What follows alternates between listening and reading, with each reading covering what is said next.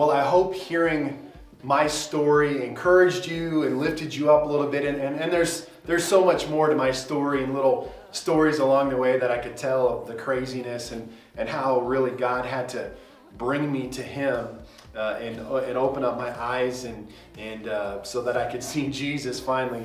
And there's so much to that story. But I want to move on next to talking about the journey.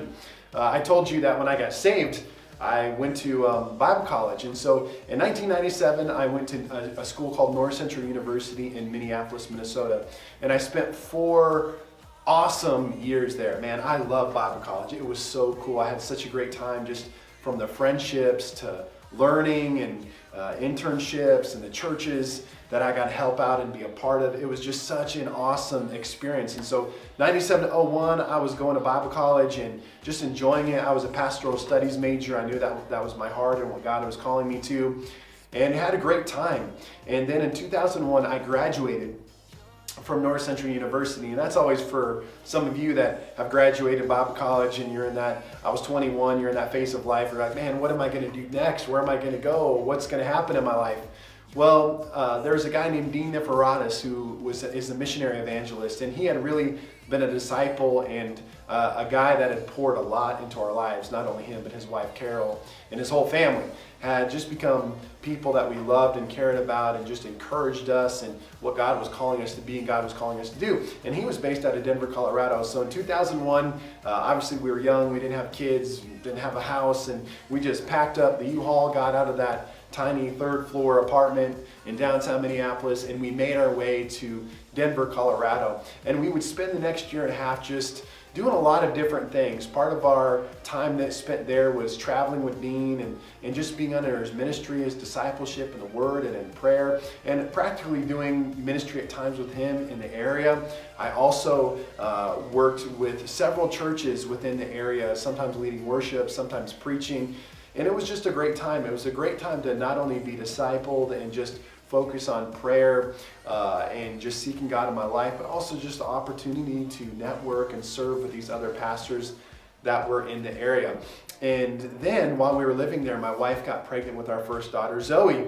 And my wife, we were bivocational at the time, and she was the one making the money, and I was like delivering pizza and stuff like that, so I wasn't making a lot of money. And we were at that place where we were trying to figure out, okay, I'm done with Bible college, it's been a great journey, we've had this great time hanging out with friends and doing ministry, we weren't getting paid, and we're kind of like, man, where are we going to go? Where's God going to plan us? And so we began to pray, God, where do you want us to be? What's the, because I felt like full-time ministry is what God was calling me to do. And so we just put out resumes, etc., and I finally got a call from a church in Northern California. It was called Susanville Assembly of God Church in Susanville, California. And through a series of interviews, and there's some other stories along with that that I don't have time to tell, but God took us to Susanville, California, and my first full-time job in ministry was a youth pastor. And man, that was so awesome, just being able to invest and pour in to the lives of young people. I mean, man, just there are so many memories forever etched in my brain and my life based on that experience. And so we would spend roughly the next 5 years in Susanville, California, working with young people. My wife was part-time worship leader there at the church, and we had a great time. We just really loved it. And it's what's cool is now as you get older, you connect with via Facebook and other social networks with these kids that were in your youth group that are now adults and are married and have kids. And so it's really kind of weird and really kind of cool all at the same time. But we enjoyed being youth pastors, and the end of that 5 years, we felt God calling us into a different place and position. We were trying to figure that out, and we actually interviewed at several churches, and I actually flew to a couple other different churches to actually interview, and none of them panned out. And so I was super frustrated because although I enjoyed California, I felt like God was kind of moving us on, and we couldn't figure out where that was, and the conversations we did have just kind of fell flat. And all of a sudden, out of nowhere, my friend Dean, who discipled us back in Colorado, connected us with a pastor in Sioux Falls, South Dakota, a guy named Ron Traub, who was like the best pastor of all time. So if he watches this video, Pastor Traub, I love you. But anyway, we made a conversation with him, and we ended up moving from Susanville, California as youth pastors to First Assembly of God Christian Center in Sioux Falls, South Dakota.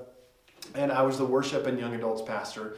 And again, I just had a wonderful time because part of my ministry to this day and from the get-go has been music. And so we just had a wonderful time. It was a large church with lots of pastors just doing worship and just working in such a healthy church with an amazing pastor who was not only a pastor but a assistant superintendent, and just such an awesome guy. And just to be in that environment was so amazing. And so we served as worship and young adults pastors collectively, and then as well my wife worked part-time with visitors in church and some things of that nature, and it was just a blessing. And during that time I started to do a lot more missions trips.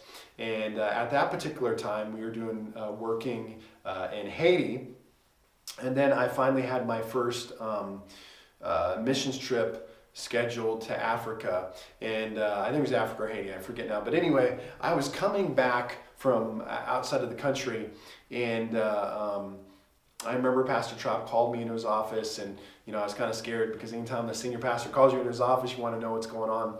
And I remember him then telling me he was going to retire, and it was kind of sad, and I didn't really know what to do, but I had known about a year or two before that God was beginning to speak to me. Actually did speak to me specifically and said, "Jeremiah, I'm preparing you to be a lead pastor." And so at that time I just knew it was a time of transition and change. And I began to pray, "Lord, now where do you want us?" And I was young. I'm still kind of young, I guess. And began to send out my resumes. And what was hard at the time is a lot of people are like, "Well, you've never been a senior pastor before," but I kind of felt God calling us in that direction. And so we would begin to talk with and talk to other people and interview with churches. And finally, we got to the point we were talking to a church in Michigan and a church in Ogden, Utah, and kind of got to the final phases of that. And we just really felt like Ogden, Utah was the place to be. So here we are today. We're in Ogden, Utah. We've been the lead pastors here for 5 years now. It seems like we've been kind of in this 5 increment phase. But we're here, we're loving it. We just love leading the church. We love being in Utah. Just obviously the mountains and all those kind of things are so amazing and beautiful.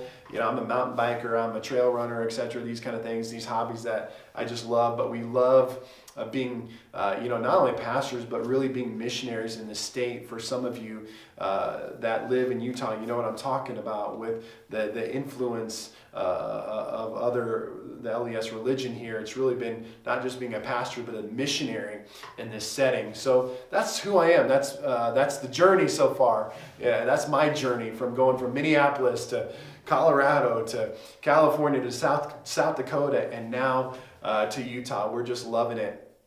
And the journey is so awesome. And I don't know where God's been directing you, but again, we welcome you here at Canyon Road. We're just a bunch of people that are on a journey of faith trying to live for Jesus, and I am as well. So we hope that you'll join us, join this church, so that we can be a part of the journey together. Thank you.